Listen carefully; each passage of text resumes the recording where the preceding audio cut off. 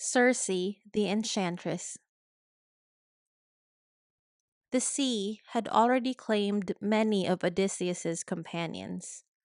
They had escaped the Cyclops by wit alone, only to lose more men to storms, monsters, and the whims of angry gods.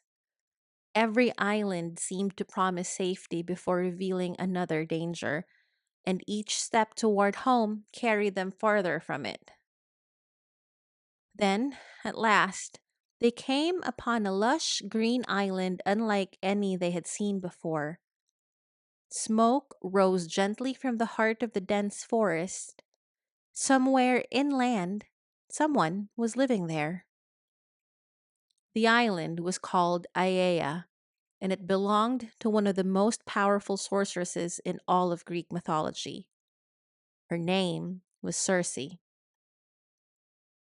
As the ships rested along the shore, Odysseus climbed a nearby hill to survey the island. From its summit, he spotted smoke curling above the trees. There was only one way to discover who lived there. Odysseus divided his remaining crew into two groups. One he led himself, the other he entrusted to his loyal companion, Eurylochus, ordering him to investigate the mysterious house hidden deep within the forest. The men followed a winding path until they reached a beautiful palace built of polished stone. Outside wandered strange creatures, wolves and lions. Yet, instead of attacking, the animals calmly approached the sailors, wagging their tails like faithful dogs. The men found the sight unsettling. What kind of place could tame beasts that should have been wild? From inside the house came the sound of a woman singing. Her voice was beautiful. As she worked at her loom, Circe welcomed the strangers and invited them inside to share a meal. All except one accepted.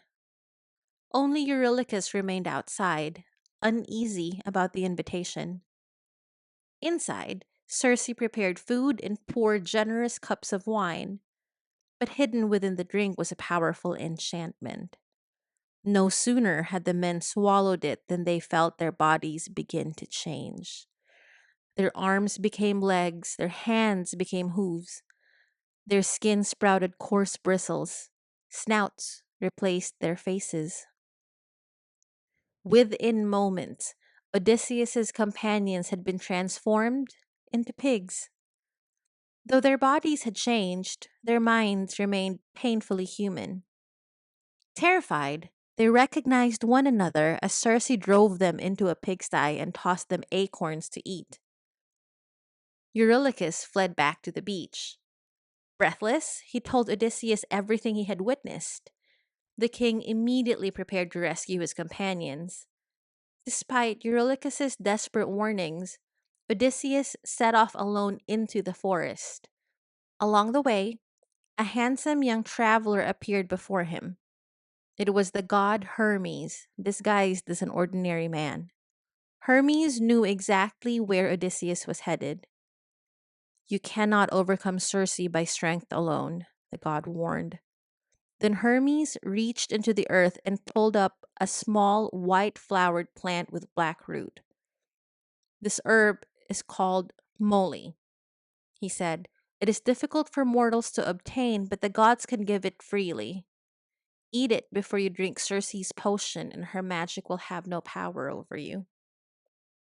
With that, Hermes vanished. Odysseus tucked the magical herb into his cloak and continued toward the house. Circe welcomed him just as warmly as she had welcomed the others. She prepared the food, she poured the wine, and she secretly mixed her potion into the cup. Odysseus drank every drop. Then he smiled. Nothing happened. For the first time in countless years, Circe's magic had failed. Startled, the sorceress seized her wand and struck him again. Still, nothing. Only then did she realize that this was no ordinary mortal. Fearing she had somehow offended a god, Circe stepped back in astonishment. Following Hermes' instructions, Odysseus drew his sword and rushed toward her. Circe cried out and fell to her knees. "Who are you?" she asked. "Surely you must be Odysseus, the man Hermes warned me would one day come to my island." Her fear quickly gave way to admiration. She swore an oath that she would do him no harm. Satisfied that she meant no deception, Odysseus lowered his sword. Circe led him to the pigsty. One by one, she touched each pig with her wand. The coarse bristles disappeared, hooves became hands once more, the snouts melted away.